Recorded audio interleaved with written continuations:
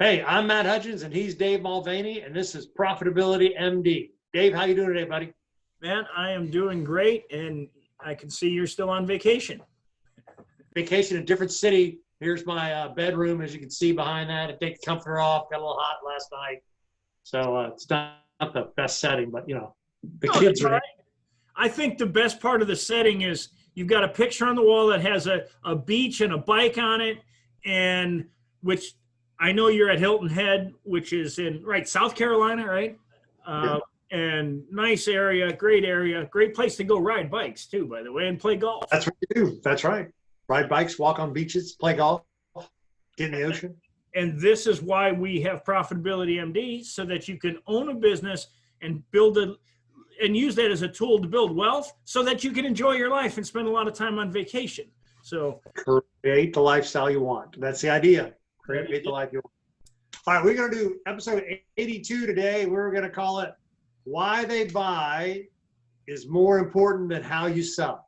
So why they buy is more important than how you sell. Because you had a question asked by somebody. So I did have somebody ask me something this week. It was just a question that arose during a conversation, and it was kind of based around copywriting a little bit, but it was like, how would you sell this?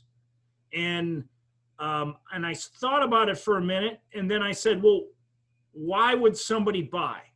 And so I really realized that you can't sell something to somebody. Everybody wants to buy, the old adage, nobody wants to be sold, but everyone wants to buy. So I started realizing, okay, I didn't start to realize, it was just my response to the question was, well, why would they buy? So that's what I want to talk about today. We're going to talk about why people would buy your product, doesn't matter what it is, or your service. And when you wrap your message around that, it's going to, your odds, you don't have to sell. They'll want to buy if you position yourself right. So yeah, I think that's great. So that reminds me of, we've said this before. Most people, they have a problem they want a solution to, right? Correct. And you're there to solve that problem, right? They have a problem they don't want, or they have a result they want but don't have. So you are solving their problem or solving their results. Or making their life better. And by solving a problem, you're always going to make their life better, because that's ultimately what somebody wants. But so I started out with this. There's a process that I go through, which is, if somebody likes you, they'll listen to you. If they listen to you, they'll believe you. And if they'll believe you, they'll trust you. And if they trust you, they might buy from you. So, but first it starts with, realistically, somebody liking you. So how do you get people to like you? Should be the first question. I'll ask you that. How do you get people to like you? I always talk about speaking their language, and I forget who said this, and we mentioned it before. If you can explain their problem to them better than they can explain it themselves, right? So one of the things we talk about is we have a history of helping people like you in your situation, right? That people love to hear that. Oh, you've helped other people solve this problem, whether it be an HVAC guy, a plumber guy, right? That you've helped people with this situation, financial planner, you've helped people in this situation overcome that problem. So people like that. And what you just did naturally opens up. So if you tell, like, hey, I do this all the time. Like if you say that to somebody, I do this all the time, that sounds like bragging. But when you say that when someone else says it, that goes from bragging to proof. You could be saying the same thing, but it becomes proof. And people are very much association oriented. And that's what you just said. Hey, we've helped, Steve over here do the same thing that you're asking about. So I think to get somebody to like you, you find their problem and you explain it in such a way that they think you understand it clearly. Yeah. And we talk about asking good questions. So remember Dan Sullivan, the R factor question, the DOS question, what are your dangers or concerns? What are your opportunities? What are your strengths, right? But when you ask good questions, especially when you know the product or service, right? So I'm just using HVAC again because I'm down here and hey, are you having hot spots in your house, right? So that's a question, but you kind of know that that's what people have as a problem who are looking to upgrade their HVA system or, right? So you're asking the question, do you have hotspots? But it's very, yeah, matter of fact, I do. How did he know that? Well, we find a lot of people with older systems that don't have enough power, or I forget the BTUs to cool, especially in this environment when it's heat index of 108. Right, so now you're speaking their language. Yeah, I got hotspots in the bedroom upstairs or the kids' room. Right, you're speaking their language, so you're asking them a good question, speaking their language in the problem that they have. But you kind of know the answer to the question, right? It's almost like a leading the witness. In many cases, yes, but in many cases, you may not know the answer. They could surprise you with the answer. But I think the key is that you're asking them questions. And when you're asking somebody questions and you're listening with the intent to understand, people will read that. I heard it said about the Black Lives movement, Black Lives Matter movement, that I don't know whose podcast I was listening to, but somebody was explaining that if you'll just try to listen right now and to hear what people are saying, listen to understand, not listen to like respond. And I was like, that's a really great way to look at any communication. Because I can tell you, I've talked to people before and they talk for like 20 minutes and then like, that's it. And then we part company and then they're telling somebody else that we had the greatest conversation ever. And I'm like, I didn't say a word. There's a guy who, I forget who does this. I think it's called values-based selling. It's financial planning years ago, but they modified it. And he would always ask, what's important about money to you? Right? So he'd say, hey, Dave, tell me what's important about money to you. And you would say something about, well, money allows me to do X, Y, Z. And then you would say, what's important about that? What's important about that? So it's almost like you kept asking the same question about 4 or 5 levels deep until you got to the real reason. Well, money buys me freedom, or money buys me safety and security, right? But you were asking the same question to get to the deeper level as opposed to the superficial, right? So what is it that you want? So anyway, it was asking questions but it's the same question, but each time you get a deeper answer. We have this imperative to answer questions, and you and I have talked about that before, is subconsciously there's a social norm for us to answer a question that we are asked. If you do that with anyone, I don't care if you're selling air conditioning or balloons. I don't care what you're selling. If you will ask somebody questions that they continue to answer and they move down this, what's happening is during that period of time, they recognize that you're listening and listening with intent. It builds tremendous trust that they can trust you, and people buy from somebody they like and trust. So those are two things. I mean, we're talking about why they buy is more important than how you sell, because like you said earlier, if they have this problem they want to solve and you have the widget or thing that'll solve the problem, then it all boils down to why they're going to buy. And as you keep asking questions and you get to that, well, I just want to be on vacation 12 days a month, and if you're a financial planner and you say you just want to be on vacation 12 days a month, okay, how can we get you there? There's 8 weekend days already, so how can we, I don't know, I'm just, I threw that out there. That's good. And we've talked about that before. I always say the 3 ways to make money. So solve a problem for somebody. We mentioned earlier, adding value to somebody, meaning they could do it themselves, but they'd rather outsource it to you. And then willing to do what other people aren't. Like, I don't want to do that, but if you want to do it, I'll pay you to do it, right?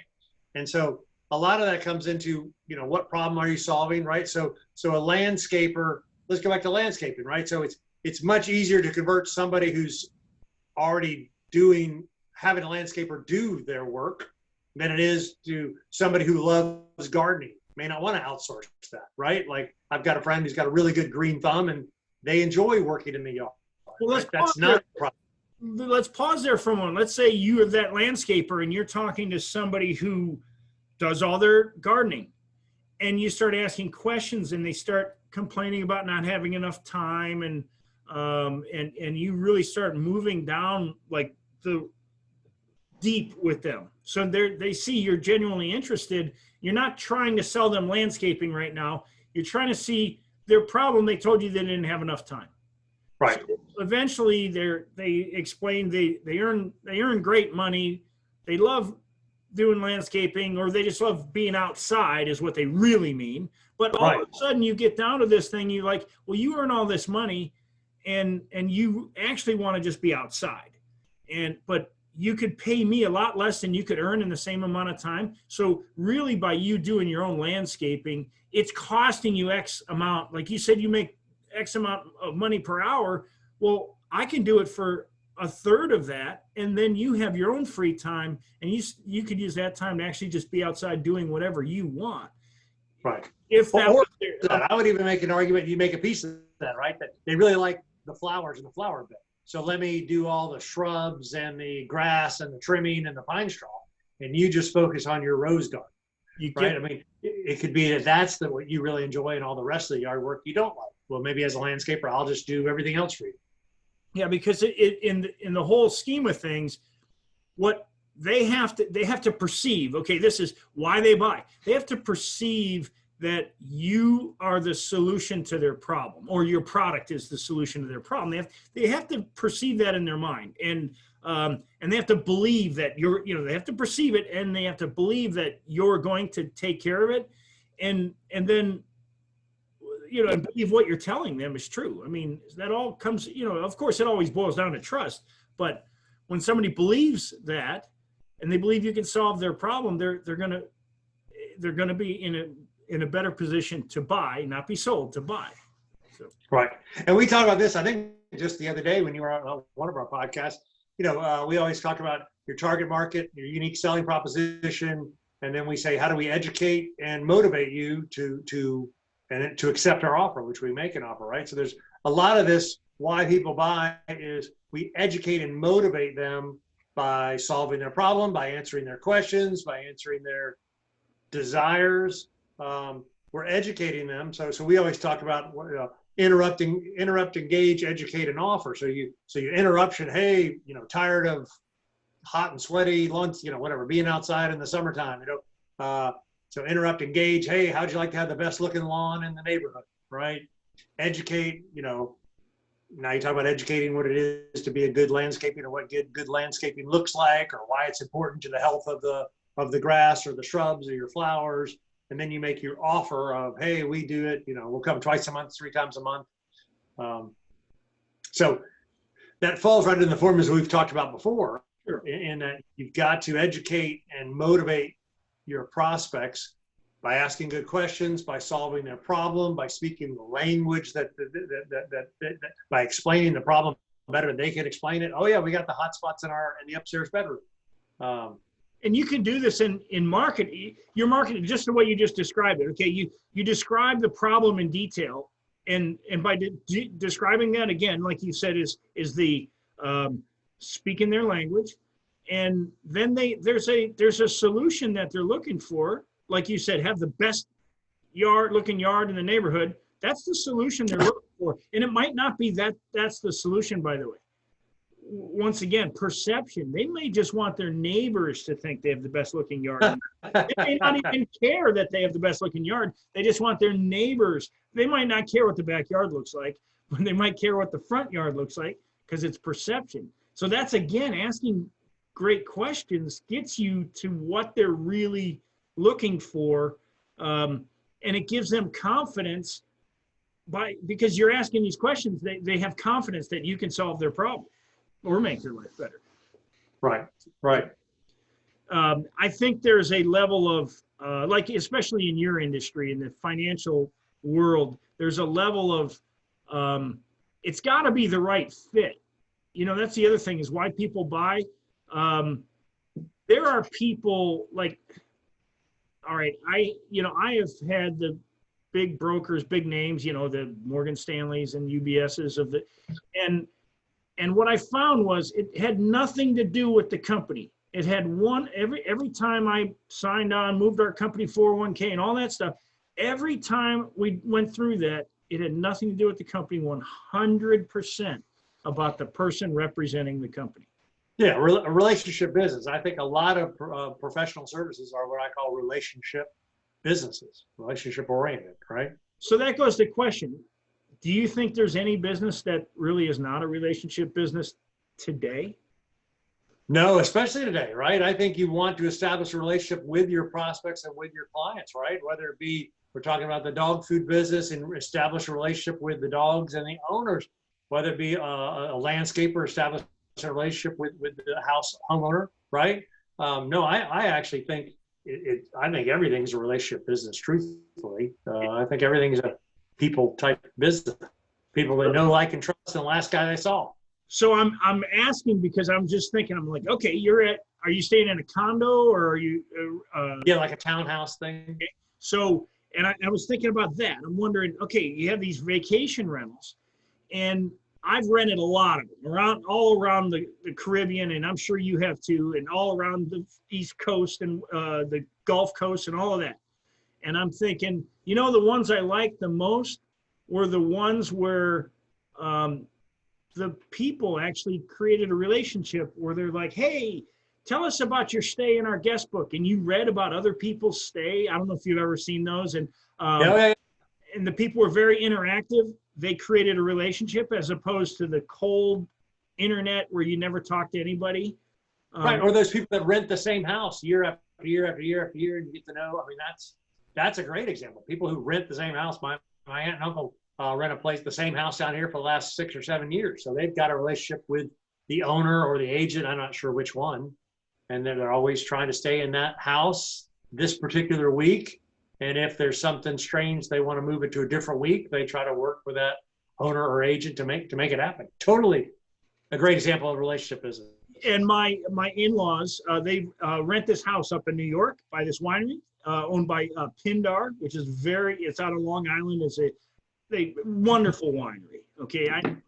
But Pindar owns the house, and they rent from him. They stay for like a month, and we went up there, and it's just a cool little house, but same thing, relationship.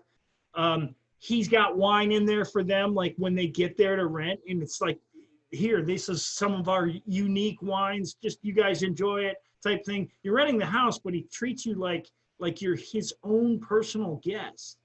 And that's very personal. And that's why they keep coming back. And that's why they recommend other people. And right. So that's relationship. So, why they buy is more important than how you sell. He's not selling to get, what he's doing is he's saying, okay, you're here because you want this great experience, right? And that's like, you're at that townhouse, not because you want to stay in a townhouse, it's because you want the experience of Hilton Head and the golf courses and the great restaurants and all of that. And the better you are at creating that experience, which is about building a relationship, the more people will trust you long-term and keep buying from you, regardless of the price. Oh yeah, exactly. It's funny, when you were talking about that, it reminds me of talking about establishing the relationship and building on the relationship, in that so many times we see ads in the paper. I see ads in the yellow paper, on cable TV up here. They all talk about me, me, me, me, me. They never talk about, the customer, right? We've been in business, platitudes is what I call it. We've been in business for 25 years. It's a family-owned business. So what? Yeah. Does that solve my problem? That is not about me. That's not answering my question, right? Yeah, the only thing they're trying to do is they're trying to say, I have all this credibility because I've been in business this long. But really, I think sometimes the companies who sell commercials are really bad at marketing. I totally agree. They're terrible at it. I mean, they don't create, I shouldn't say that. The companies who sell commercials are great at marketing their commercials. They're really bad at marketing your business. So They're like, oh, we've got writers who will do that for you. And they're people who've never taken or spent any money on copywriting. And I can assure you, if you want to learn copywriting, you're going to spend, to learn it well, tens of thousands of dollars. I can speak firsthand because I've probably spent $25,000 or more than that actually over time on learning copywriting. But yet they're just hiring somebody fresh out of college with an English major. and hey, write ads for this. But that's why I think that there's a formula, right? We use a formula for advertising: interrupt, engage, educate, and offer, right? I know that when you're doing your copywriting, you have a whole list of questions that you kind of go through. It says, what's the problem you solve? What's your unique selling proposition? Why do they come from you? What's the last person that said something complimentary about you? So there can be formulaic, but all those formulaic questions, your questions, our questions, are about the client, the customer, and solving their problem and educating and motivating them about their problem and how you're going to solve their problem or add value to their situation. They're not about, being in business 25 years or family owned, right? That's not, when you've got a problem about air conditioning being fixed, it's hot. You want it fixed quick and fair and a fair price and a good job and wear your little booties. And now you can have the no contact service. No contact service is a great unique selling proposition right now for many businesses, right? No touch, no contact for whatever. Pizza delivery I saw the other day where Domino's Pizza will put it in your trunk. You open up your trunk and they'll put the pizza in your trunk, so it's no contact delivery. But that's a differentiator. We're all over the pizza. I mean, so. but that's a differentiator, and that's at least solving their problem, right? I want to go get my pizza and I don't want to touch anybody. I want to get my house serviced. I don't want anybody to touch me or touch, So it is a solving the problem. I have a problem I need solved and I don't want contact, right? So that's better than we've been doing it for 25 years. It's a lot better. And so, yeah, I do follow a formula. Ray Edwards has what he calls the pastor formula. It's not religious, it's just person, problem, pain, their aspirations, amplification of pain. Then you've got a story, a solution, a story about the solution, how you got to that solution. And then T is, he says it's the transformation, but I also put in there, it's the trust. You've got to build trust with the T. And then the O is, like you said, offer. So, and then R is response. You ask for a response. That at the end of a commercial, there's always, hey, call so-and-so, of course, the better commercials are the ones where these big attorneys, why do they have such good commercials? It's just a guy talking the entire time. Why are their commercials work? Because they're written by somebody who follows a formula, whether it's pastor formula, whether it's the formula you were describing before. There's another one called AIDA, attention, interest, decision. And then, so you've got this whole, then action, again, the same thing, the response. So AIDA, I couldn't remember the last part of it. There's different formulas, but they all come around to the same thing. What's the problem and how is it going to make their life better? Right. Right. I was thinking there's a guy in Atlanta, and I don't know if he markets down there. If you are, one call, that's all. So it's an automobile accident or trucking, right? And so one call, that's all. I forget his name. And I'm not going to promote his name, but that's a pretty good theme. One call, that's all. And usually he's standing on top of an 18-wheeler because he's trying to tell you've been in an auto accident. One call, that's all. And then he has, we got, Joni, $100,000. We got Bill, $1 million, right? But it is a little interrupt, a little engage. It's very audacious, standing on top of an 18-wheeler. But it's, if I've been in an accident, I kind of want to get, my fair share of money from it. Gosh. And then he's got a catchy little one call, that's all. That's his offer. Free estimate, free consultation, right? It's actually pretty effective. Interrupt, engage, educate, and offer. Precisely. But what is it all boils down to is, why? There's the billboard. Why they buy? Well, I was in an accident and I see the billboard and I'm thinking I'd rather have $1 million than no money from this accident. Right. So I'm going to call you're solving my problem, right? And now there's another law firm in Atlanta that has like a cumulative number. We've recovered, $1 billion for our clients. So now that's almost, what do you call that? The credibility, the endorsement of we've recovered a bit, whatever, McDonald's, $1 billion. Association with others, yeah. Association of, McDonald's, 1 billion hamburgers served. And now it's billions and billions served. Yeah. And so that adds credibility because here's all the stuff we've done for hundreds of clients served, hundreds of people like you, all that. Now you're adding credibility that we've helped people like you solve this problem. Credibility is builds trust, and well, proof builds trust, and of course, any testimonials build proof. Anything from someone else always builds proof. So that's why they buy. People are not. That's the answer to the question. Rather than how you sell, you don't. The way you sell is you figure out why they buy. Yeah, and I'll just. We talked about this before, but I call it the buyer's journey. And so think about any time before you make a buying decision, you have this thing called the buyer's journey, which is how do you get from buying a TV to buying a car? Well, I'm thinking about a car, what types of cars, you start doing your research, you start looking around, you start asking your friends, you start Googling Edmunds.com and Clark Howard and all these people about what are the best type of cars to have, what's the best deal, new and used. So you do this research, right? And then by the end you say, well, I'm going to get this type car, and that's what now I'm going to CarMax looking for this car, or I'm looking for this type of car at CarMax, doing some shopping for my daughter's car going to college. But that's how you make your buying decision, is the buyer's journey. So think about that. Why do they buy, right? Why do they buy?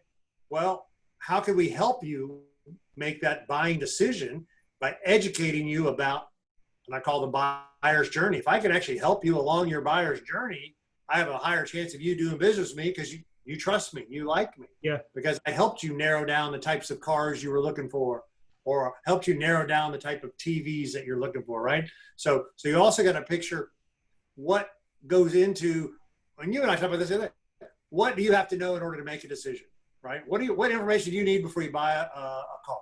What information do you need before you choose a landscape?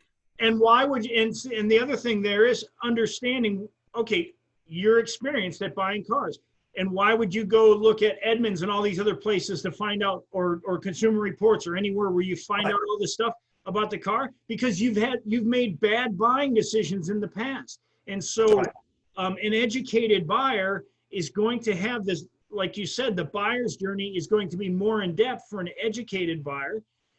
And if you're the one educating the buyer, while they're on their journey, you're going to be for free. You're educating them. They're giving them what they're wanting. They're going to be inclined to trust you as the place where their go-to place. That's the buyer's journey. You want to put yourself in a position to take them through the journey, I guess is right.